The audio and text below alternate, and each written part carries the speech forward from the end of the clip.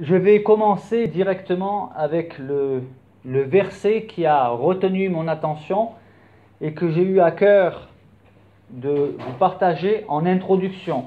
Ça va être le verset central autour duquel va se greffer tout ce que le Seigneur pourrait avoir à nous dire au travers de sa parole. Dans le livre d'Ésaïe, au chapitre 46, les versets 3 et 4, nous pouvons lire ceci. « Écoutez-moi, maison de Jacob, et vous tous, restes de la maison d'Israël, vous que j'ai pris à ma charge dès votre origine, que j'ai porté dès votre naissance. Jusqu'à votre vieillesse, je serai le même, jusqu'à votre vieillesse, je vous soutiendrai. Je l'ai fait et je veux encore vous porter, vous soutenir et vous sauver. » Il s'agit d'une promesse de Dieu et les promesses de Dieu sont oui et amen, car Dieu tient toujours ses promesses. Ce n'est pas comme les hommes politiques qui émettent des promesses mais qui ne peuvent pas toujours les tenir, et nous-mêmes, en tant qu'humains, il nous arrive de faire des promesses que nous ne pouvons pas tenir. De bon ou de mauvais gré, cela, voilà. Cependant, Dieu, lui, quand il fait des promesses, elles sont sûres et certaines. Alors certains pourraient dire, oui, mais cette promesse s'adresse à la maison de Jacob et vous tous restent de la maison d'Israël. Seulement voici, il faut comprendre l'Ancien Testament à la lumière du Nouveau Testament et nous comprenons le Nouveau Testament à la lumière de l'Ancien Testament. Or, il s'avère que l'apôtre Paul, dans son épître aux Romains, le chapitre 2, les versets 28 et 29, a écrit ceci. Parce qu'effectivement, il y en a qui pourraient penser que ce sont des promesses qui s'adressent uniquement au peuple d'Israël. Mais l'apôtre Paul, qui était un juif,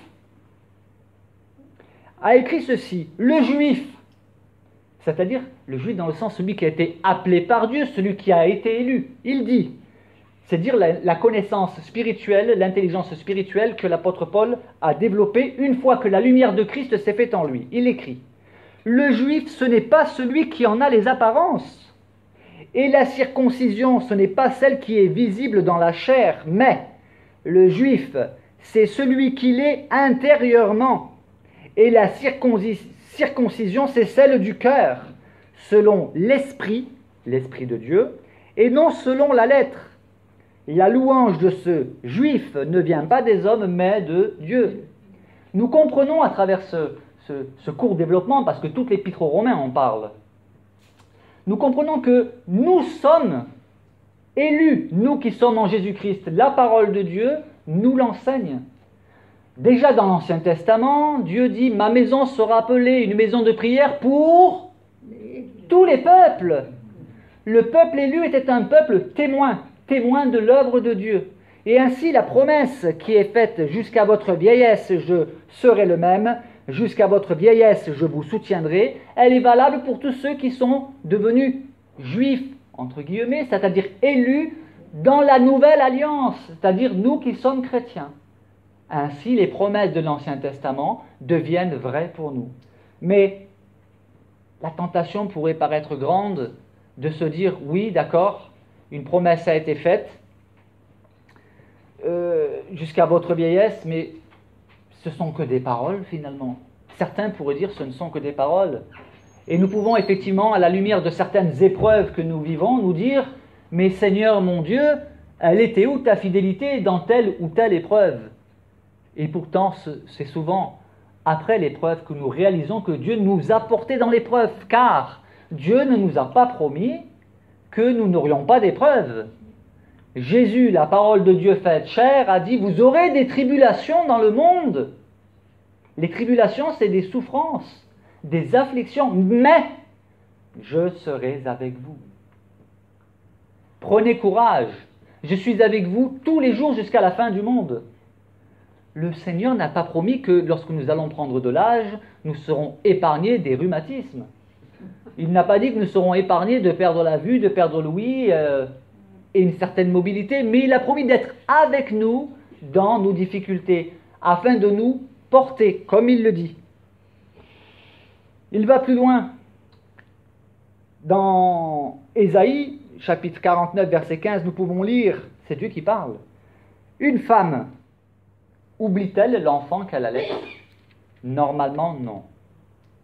On sait que ça existe, qu'il y a des femmes qui abandonnent leurs enfants. Et nous ne sommes pas là pour juger, d'accord? Mais une femme, normalement, l'instinct maternel fait que nous n'abandonnons pas nos enfants. Mais Dieu dit, une femme oublie-t-elle l'enfant qu'elle allait? N'a-t-elle pas pitié du fruit de ses entrailles? Mais comme il connaît les humains, puisqu'il nous a créés, il ajoute, quand bien même elle oublierait, moi, je ne t'oublierai point. C'est-à-dire, quand bien même une mère pourrait abandonner son enfant, moi, Dieu, je ne t'oublierai point. Je t'ai gravé. Oui, c'est la suite du verset, je t'ai gravé sur mes mains. Nous sommes gravés dans les mains de Dieu, ceux qui appartiennent à Dieu par Jésus-Christ. C'est la condition sine qua non. Il faut bien le reconnaître. Il faut bien en prendre conscience. Certains, je sais que certains théologiens modernes, un peu trop modernes même, prêchent que Jésus-Christ est mort pour les péchés du monde entier et que tout le monde sera sauvé. Non, c'est uniquement ceux qui acceptent l'évangile, ceux qui acceptent que Jésus-Christ est mort pour eux, ceux qui l'acceptent par la foi, ceux qui acceptent Jésus comme leur sauveur et leur Seigneur. Et il y a cette promesse, il ne nous abandonnera pas. Et ici, nous sommes dans une résidence pour personnes âgées. Et Dieu vous dit, je ne sais pas si j'atteindrai un jour votre âge, Dieu seul le Il y a sait. des témoins. Mais Dieu vous dit, Dieu vous le nous a dit, soutenus. Dieu vous le dit, je vous soutiendrai. Jusqu'à votre vieillesse, je serai le même. Dans le psaume 68, verset 6, nous pouvons lire que Dieu est le Père des orphelins, le défenseur des veuves. C'est Dieu dans sa demeure sainte, le Père des orphelins. Alors, le premier réflexe que nous pouvons avoir, c'est de nous dire, oui, bon, tu t'adresses à des personnes âgées. Oui, mais toutes les personnes âgées, enfin la grande majorité, sont orphelines. Les orphelins, ce ne sont pas uniquement les enfants. Une personne âgée, d'un âge certain ou d'un certain âge, n'a plus ses parents. Cette promesse est aussi valable pour les personnes âgées. Et nous savons aussi qu'arrivé à un certain âge, nous devenons veuves. Et la parole de Dieu nous dit que le Père des orphelins, le défenseur des veuves, c'est Dieu dans sa demeure sainte. Remarquons un terme. Il n'est pas écrit le Dieu des orphelins. Hein. Il est dit le Père des orphelins. Bien sûr, c'est Dieu. Mais Dieu nous est présenté dans une relation de filialité de père à enfant. Non pas d'un Dieu éloigné qui est très très loin, qui est aux aguets du moindre péché que nous allons commettre. Il pourrait être ainsi, mais il ne l'est pas. De la même manière que des parents portent et supportent certains comportements de leurs enfants qu'ils n'approuvent pas forcément, on est d'accord. Eh bien, de la même manière, Dieu nous porte et nous supporte. Je me demande si des fois il ne nous supporte pas plus qu'il ne nous porte. Mais c'est une promesse. Dieu est le Père des orphelins, le défenseur des veuves. Dans le psaume 71, verset 9, David s'exprime ainsi, dans une prière à Dieu. « Ne me rejette pas au temps de la vieillesse, quand mes forces s'en vont, ne m'abandonne pas. » C'est une prière que vous pouvez adresser régulièrement, quotidiennement à Dieu. « Ne m'abandonne pas, Seigneur, au temps de la vieillesse, quand mes forces s'en vont, ne m'abandonne pas. » Alors certains pourraient dire, oui, mais David, comment a-t-il pu s'exprimer ainsi? Lui qui connaissait tellement Dieu, comment peut-il demander à Dieu de ne pas l'abandonner? Parce que Dieu est Dieu et David est un homme, comme chacun d'entre nous. Et en tant qu'humains, nous exprimons à Dieu nos sentiments humains, nos émotions humaines, même si nous savons intellectuellement, même si nous avons la foi, une foi même forte en Dieu, nous pouvons être amenés à exprimer à Dieu nos craintes, parce que tant que nous sommes humains, nous sommes faillibles. Dans le même psaume, 9 versets plus loin, donc le psaume 71, verset 18, David ajoute « Ne m'abandonne pas, ô Dieu, même dans la blanche vieillesse. Et il a une motivation quand même, notre David. Vous allez voir comme c'est fin et c'est fort. Il dit, ne m'abandonne pas, ô Dieu, même dans la blanche vieillesse, afin que j'annonce ta force, à qui? À la génération présente, ta puissance à la génération future. Ça veut dire que, en tant que personne âgée, il faut arrêter de croire qu'on ne sert plus à rien. C'est un fléau. Cette pensée est un fléau pour beaucoup de personnes âgées qui se disent « Mais Seigneur, qu'est-ce que je peux faire pour toi ? Je ne peux plus faire grand-chose pour toi. » Et vous allez voir après, je vais développer un peu plus loin, que vous pouvez faire des choses extraordinaires. Vous le verrez. David avait ce désir ardent dans son cœur, dans son grand âge, d'être encore un témoin du Seigneur. Vous pouvez ici être un témoin du Seigneur. Oui, mais comment? Par exemple, je vais donner des exemples très concrets. Lorsque la réunion est terminée, régulièrement nous le voyons, la réunion est terminée, chacun part dans son coin. Quelquefois même, il y a des disputes devant l'ascenseur. Alors même que nous parlons, la réunion se termine, nous parlons de l'amour de Dieu, de nous aimer les uns les autres, la porte s'ouvre, j'en vois plusieurs qui sortent, et j'entends des disputes et des mots que je n'oserais même plus répéter, même pas répéter, devant l'ascenseur. Je me dis, William, à mon avis, là, tu n'as pas apporté une bonne prédication. Ou alors tu n'as pas été convaincant ou tu n'as pas été compris. Vous voyez? Donc, un bon moyen d'être un témoin du Seigneur, bien, c'est aussi d'avoir un comportement digne du Seigneur, dans nos paroles et dans nos actes. Parce que si nous disons des choses que nos actes contredisent, nous sommes des mauvais témoins pour le Seigneur. Mais David, lui, il demande à Dieu, ne m'abandonne pas, même dans la blanche vieillesse, afin que j'annonce ta force à la génération présente et ta puissance à la génération future, parce que notre Dieu est puissant. Notre Dieu est le Dieu fort.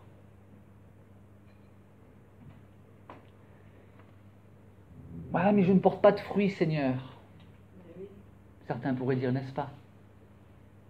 Voyez-vous, David, et tant d'autres encore, et tant d'hommes et de femmes de Dieu qui ont atteint un grand âge, ont prié et se sont appuyés sur la grâce de Dieu afin de détourner leur regard de leurs propres difficultés.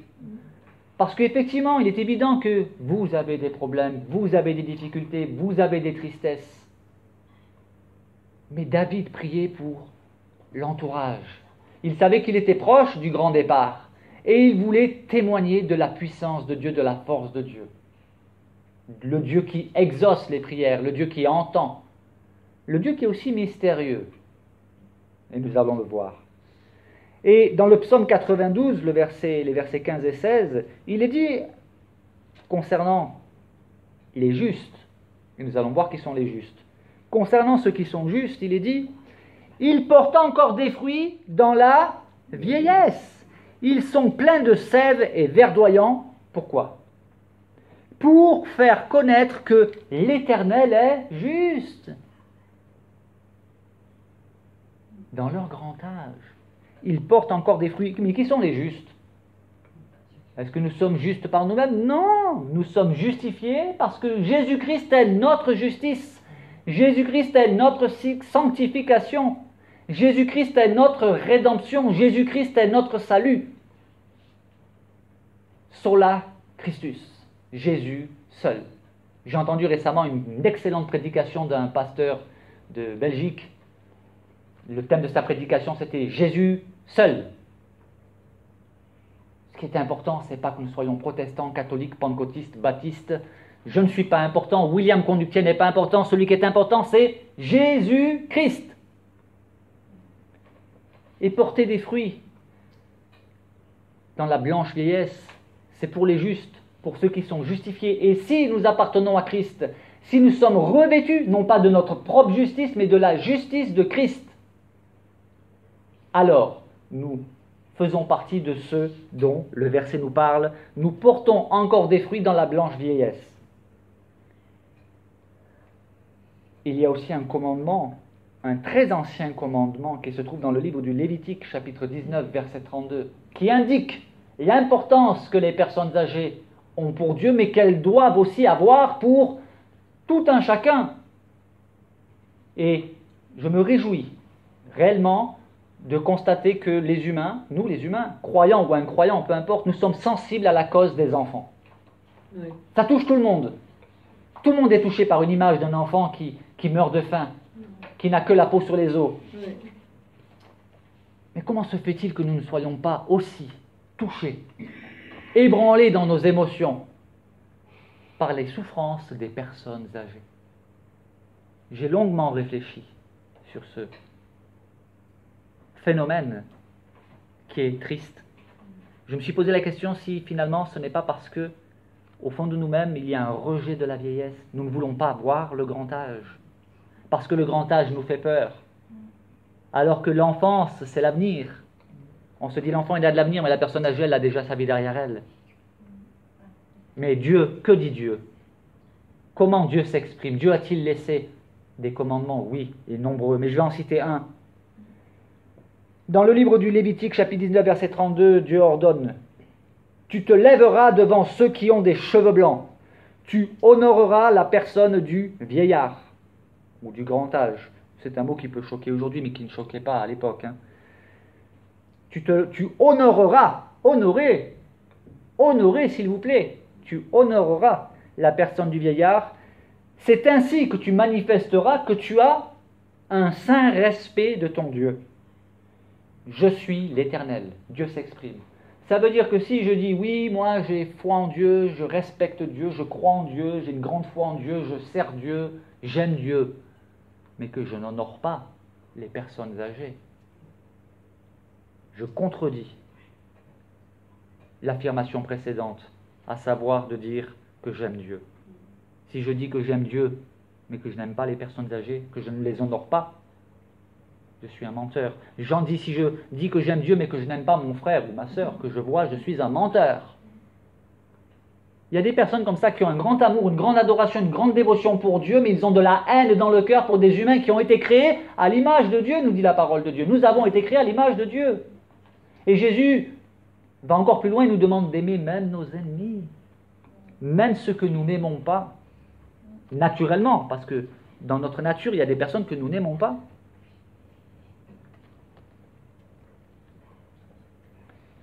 Proverbe 20, chapitre 20, verset 29, dit la chose suivante. La force est la gloire des jeunes gens. La gloire, je vais vous dire ce que c'est quand on dit la gloire de quelqu'un, c'est sa vraie valeur. Quand on dit Seigneur, je veux voir ta gloire, c'est Seigneur, je veux voir ta vraie valeur. Et la vraie valeur des jeunes gens, c'est leur force. Ils ont la vigueur. Ils peuvent faire beaucoup de choses.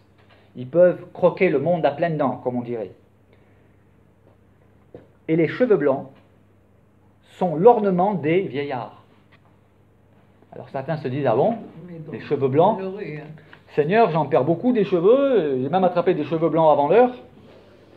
Tu dis que les cheveux blancs sont un ornement? Ah oui, mais attention. Je vous ramène à présent dans le Proverbe chapitre 16, verset 31, où nous pouvons découvrir ceci. Les cheveux blancs sont une couronne d'or. Une couronne d'honneur. Moi, mais on la trouve où, cette couronne d'honneur? La suite du verset, c'est dans le chemin de la justice qu'on la trouve. Parce qu'effectivement, vous avez des personnes âgées qui ont des cheveux blancs, mais ce n'est pas une couronne, dans leur cas à elles. Parce qu'elles ne sont pas justifiées par le Seigneur et elles ne sont pas justes dans leur attitude. Vous avez des personnes âgées qui, vous m'excuserez, qui sont méchantes. Cela existe. Et il faut quand même les aimer parce que le Seigneur nous le demande. Mais la couronne des cheveux blancs dont nous parle le texte, c'est celle que l'on trouve dans le chemin de la justice. L'apôtre Paul s'est adressé à Timothée, dans sa première lettre à Timothée, l'apôtre Paul s'adresse ainsi, au chapitre 5, les versets 1 et 2. Il lui dit, parce que Timothée était un jeune serviteur de Dieu, et il s'exprime ainsi. Il s'exprime ainsi. Ne réprimande pas rudement l'homme qui a un grand âge. Ne réprimande pas rudement l'homme qui a un grand âge, mais exhorte-le comme un père. Exhorte les jeunes gens comme des frères, les femmes âgées comme des mères, celles qui sont jeunes comme des sœurs en toute pureté. Il y a des personnes âgées qui peuvent être rudes avec ceux qui sont plus jeunes. Nous devons l'accepter, mais les jeunes, nous n'avons. Bon, après les personnes âgées qui sont rudes avec les plus jeunes, c'est le Seigneur qui s'occupe de travailler leur conscience. Mais les jeunes, nous ne devons en aucun cas être rudes avec les personnes âgées. Et quelquefois, nous pouvons manquer de patience. Il nous faut donc vraiment prier, être en communion avec Dieu pour manifester aussi de la patience et de l'amour envers les personnes âgées qui sont quelquefois difficiles à vivre. Il y en a. Hein? Et des personnes qui, lorsqu'elles étaient jeunes, n'étaient pas spécialement gentilles, lorsqu'elles atteignent un certain âge ou un âge certain, il est rare qu'elles soient devenues plus gentilles. Hein?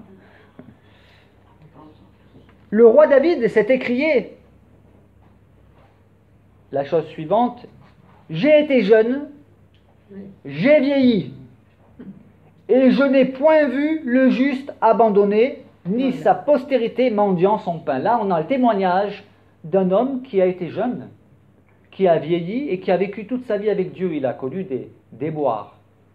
Il est même tombé, David. Il s'est éloigné de Dieu durant un temps. Il a péché, et pas qu'un peu. Mais il est revenu à Dieu, il s'est repenti, et Dieu l'a pardonné. Mais il dit la chose suivante: j'ai été jeune, j'ai vieilli. C'est une personne âgée qui témoigne là. C'est quelqu'un qui a de l'expérience et il dit: je n'ai jamais vu le juste abandonner ni mendier son pain. Le juste, encore une fois, c'est celui qui est justifié par Dieu. Et le juste dans l'Ancienne Alliance, c'est celui qui marchait en respectant les commandements de Dieu, toujours imparfaitement. Parce que si il y avait eu des hommes capables de respecter tous les commandements de Dieu parfaitement, il n'aurait pas été nécessaire que Dieu envoie son propre Fils accomplir pour nous ce que nous n'étions pas capables d'accomplir. Mais David le dit: j'ai été jeune, j'ai vieilli, et je n'ai point vu le juste abandonné, ni sa postérité, c'est-à-dire ses descendants, mendier leur pain.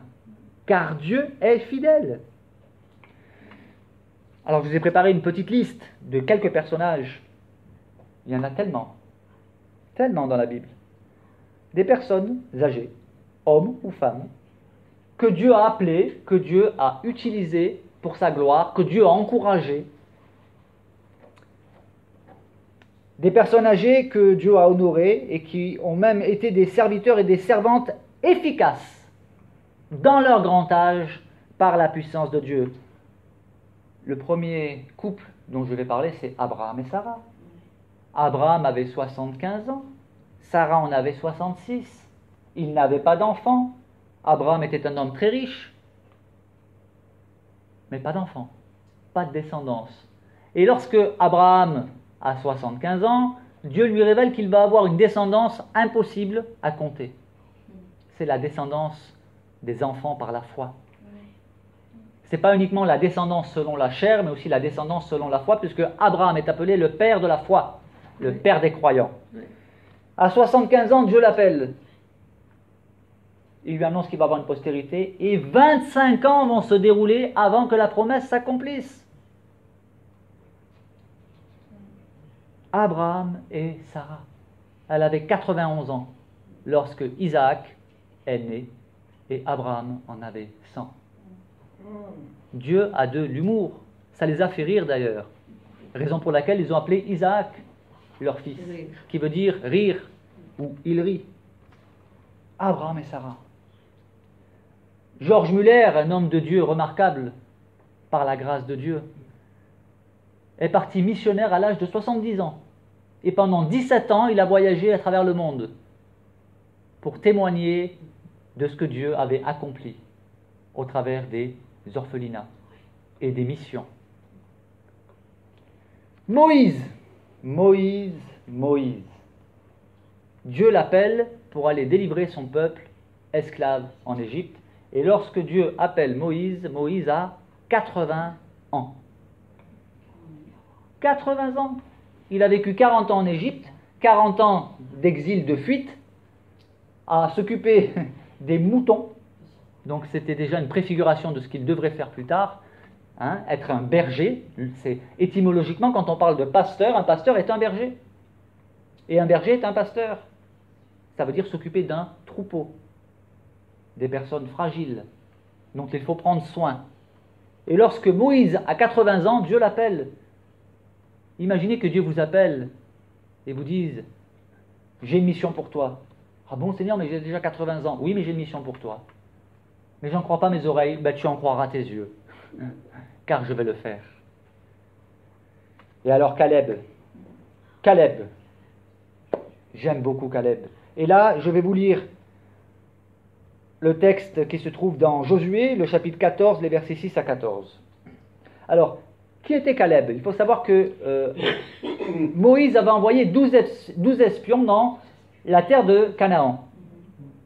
Sur ces 12 espions, pour espionner, pour voir le territoire qu'il fallait conquérir, il y en a eu uniquement 2 sur 12 qui sont revenus avec un rapport favorable en disant « Oui, c'est bien, c'est un beau pays ». C'était Josué et Caleb. Les autres, ils ont dit « Mais non, dans ce territoire, il y a des géants, il y a des villes fortifiées, jamais on pourra prendre possession de ce pays. » Voilà. Et Dieu a fait une promesse pour Josué et Caleb. Bien évidemment, ils n'ont pas pu se désolidariser de la punition que Dieu a infligée à tout le peuple, c'était le peuple qui a écouté la majorité. La majorité, ça veut dire 10 personnes qui ont dit « Non, n'y allez pas, c'est perdu d'avance. » Et le peuple a dit ouais, « C'est perdu, ça ne sert à rien. » Voilà. Et Dieu a dit « Vous ne me faites pas confiance, alors vous allez errer pendant 40 ans dans le désert. » Mais voici que les années passent, et je vais vous lire. 45 ans se sont déroulés. Les fils de Juda s'approchèrent de Josué à Gilgal, et Caleb, fils de Jéphuné, le Kénizien, lui dit, donc il s'adresse à Josué, « Tu sais ce que l'Éternel a déclaré à Moïse, homme de Dieu, à mon sujet et au tien, à Kadès Barnéa. J'étais âgé de 40 ans lorsque Moïse, serviteur de l'Éternel, m'envoya de Kadès Barnéa pour explorer le pays. Et je lui fis un rapport avec droiture de cœur. Mes frères qui étaient montés avec moi découragèrent le peuple, mais moi, je suivis pleinement la voie de l'Éternel mon Dieu. Et ce jour-là, Moïse jura en disant, « Le pays que ton pied a foulé sera ton héritage à perpétuité, pour toi et pour tes enfants, parce que tu as pleinement suivi la voie de l'Éternel mon Dieu. Maintenant, voici, l'Éternel m'a fait vivre comme il l'a dit. » Dieu tient toujours ses promesses. Il le rappelle. Maintenant, voici, l'Éternel m'a fait vivre comme il l'a dit. Il y a 45 ans que l'Éternel parlait ainsi à Moïse, lorsque Israël marchait dans le désert. Et maintenant, voici, je suis âgé aujourd'hui de 85 ans. Je suis encore vigoureux comme au jour où Moïse m'envoya. J'ai autant de force que j'en avais alors, soit pour combattre, soit pour sortir et pour entrer.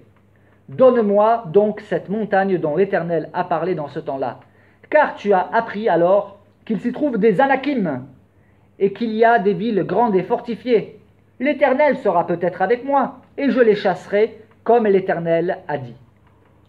Josué bénit Caleb, fils de Jéphuné, et il lui donna Hébron pour héritage.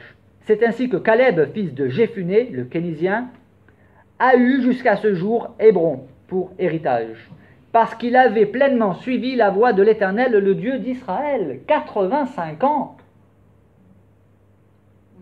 Et les Anakim, c'était des géants.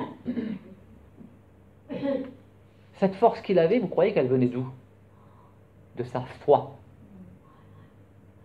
C'était un homme de Dieu qui a été patient. Il a attendu 45 ans. La Bible nous parle aussi de la patience, qui est une vertu de la foi chrétienne et un fruit du Saint-Esprit et de la sanctification que Dieu opère dans nos vies. L'apôtre Jacques dit « Mes frères », j'aimerais préciser que mes sœurs sont aussi comprises, hein, regardez comme un sujet de joie complète les diverses épreuves auxquelles vous pouvez être exposés, sachant que l'épreuve de votre foi produit la patience. Et c'est le même mot que persévérance. Caleb a été à l'école de Dieu. Il a été formé par Dieu, sanctifié par Dieu. Il a dû subir le désert. Mais le désert, vous voyez, il y a deux possibilités de l'affronter. Soit on se décourage, on abandonne et on meurt dans le désert, soit on garde courage, on s'appuie sur l'Éternel qui nous donne la force de pouvoir traverser le désert. Et il y a un enseignement ici pour nous chrétiens, c'est que nous connaissons, et si nous n'avons pas connu, nous connaîtrons, des périodes de désert où nous prions et nous semble que Dieu n'est pas là, Dieu ne nous entend pas. Mais Dieu est présent avec nous dans le désert. David, le roi David qui a battu Goliath. Il a battu Goliath. Alors, récemment, je fais une petite parenthèse, j'ai entendu une vidéo où, parce qu'il faut le savoir, il y a des personnes qui, sur Internet, s'amusent à relever ce que eux, ils ne comprennent pas, qu'ils prennent pour des contradictions, et ils disent, regardez, c'est pas David qui a tué Goliath. Parce qu'effectivement, dans le deuxième livre de Samuel, je crois que c'est le chapitre 21, verset 9 de mémoire, il est dit qu'un certain, alors je n'ai plus le nom en tête, a tué Goliath de Gath. Oui. Et alors ils disent, vous voyez, c'est pas David qui a tué Goliath, sauf que ce qu'ils n'ont pas compris, c'est qu'il ne s'agit pas du même Goliath. Voilà. Il suffit de faire des recherches plus poussées que ce qu'ont fait ceux qui veulent décrédibiliser la Bible, pour découvrir qu'il ne s'agit pas du même Goliath. Voilà, c'est une petite parenthèse. Hein.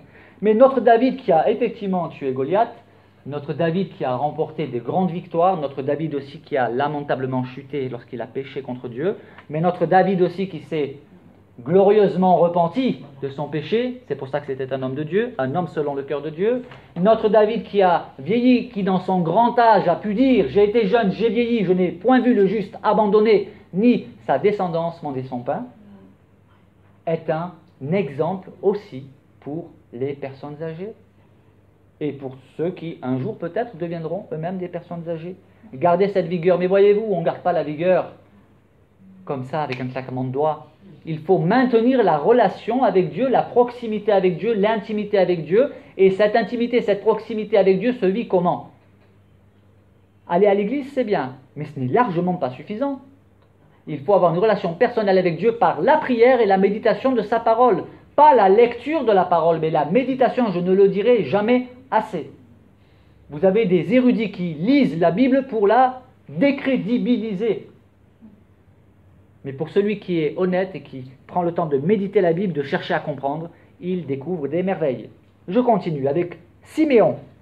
Siméon était un homme très âgé, qui avait lui justement une relation privilégiée avec Dieu, et je vais vous lire dans l'évangile de Luc, le chapitre 2, les versets 25 à 35. Jésus était né, et voici que Marie, avec Joseph, le père adoptif de Jésus, se rendent au temple. Je lis. Il y avait à Jérusalem un homme appelé Siméon. Cet homme était juste et pieux. Il attendait la consolation d'Israël et l'Esprit Saint était sur lui. Il avait été divinement averti par le Saint-Esprit qu'il ne mourrait point avant d'avoir vu le Christ du Seigneur. Il se rendit au temple, poussé par l'Esprit de Dieu.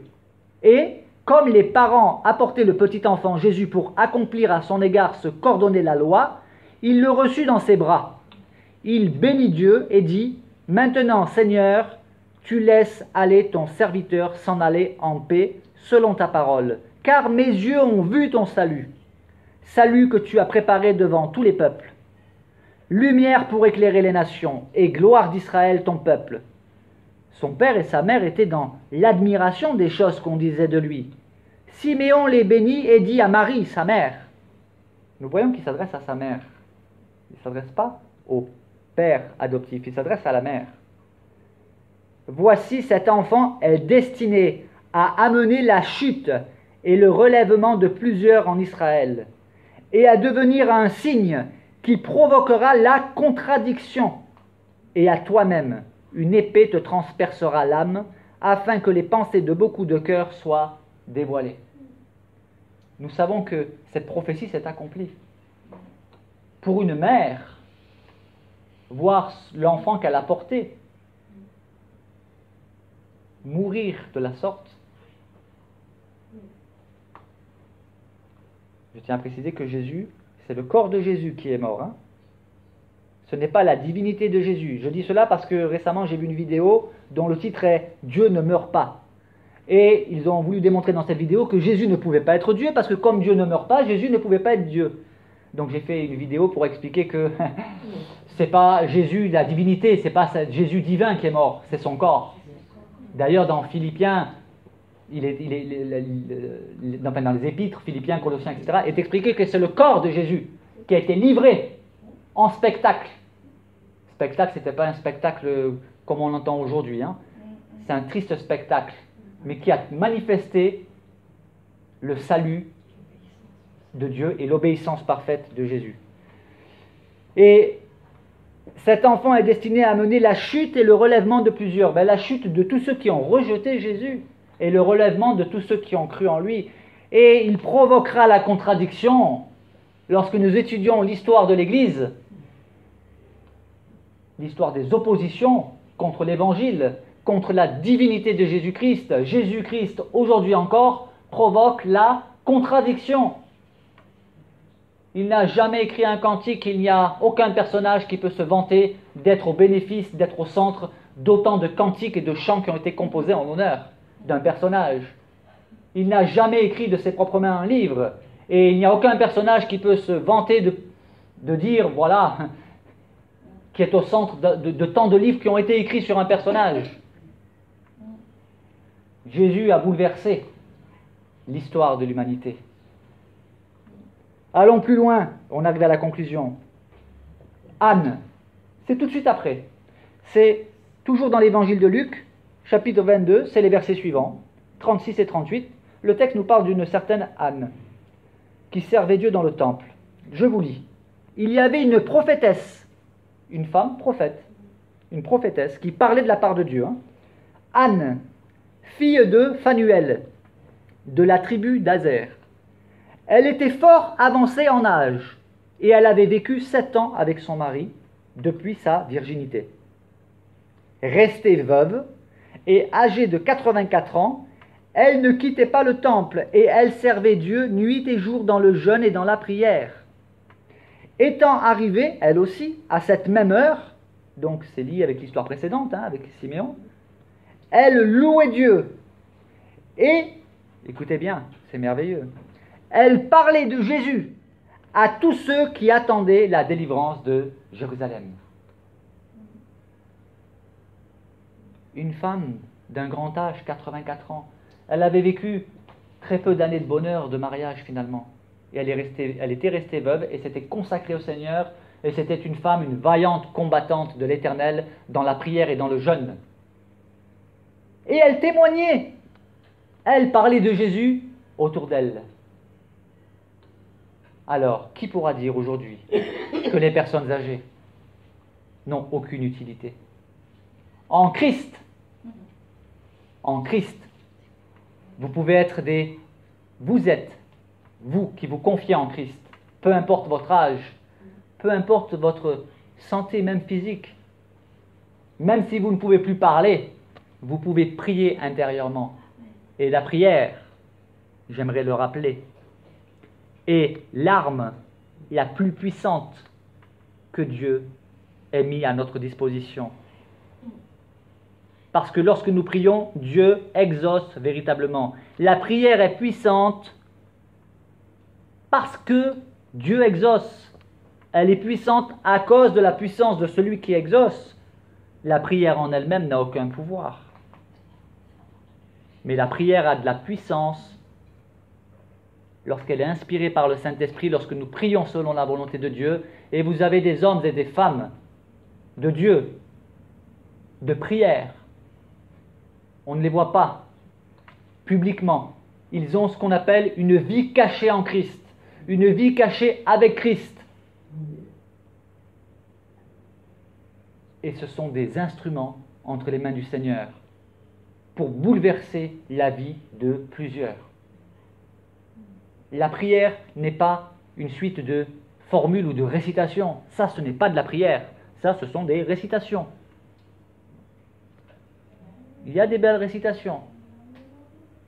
Mais ce n'est pas cela la prière. La prière, c'est parler avec son cœur, parler avec ses tripes et surtout parler sous l'inspiration du Saint-Esprit. Parler à qui? À Dieu, à notre Dieu, notre Père, au nom de Jésus-Christ, le seul médiateur entre Dieu et les hommes. Pour terminer, Jean, l'apôtre Jean, qui dans son grand âge était prisonnier sur l'île de Patmos. Mais que peut-il faire, Jean, prisonnier sur une île? Mais que peut-il faire? Effectivement, il ne peut pas faire grand-chose. Mais qu'est-ce que Dieu peut faire avec un homme très âgé, prisonnier sur une île? Il peut lui révéler le livre que nous avons aujourd'hui, le dernier livre de la Bible, l'Apocalypse, qui veut dire révélation. Des choses extraordinaires. Alors, ma conclusion, ce sera le verset du début.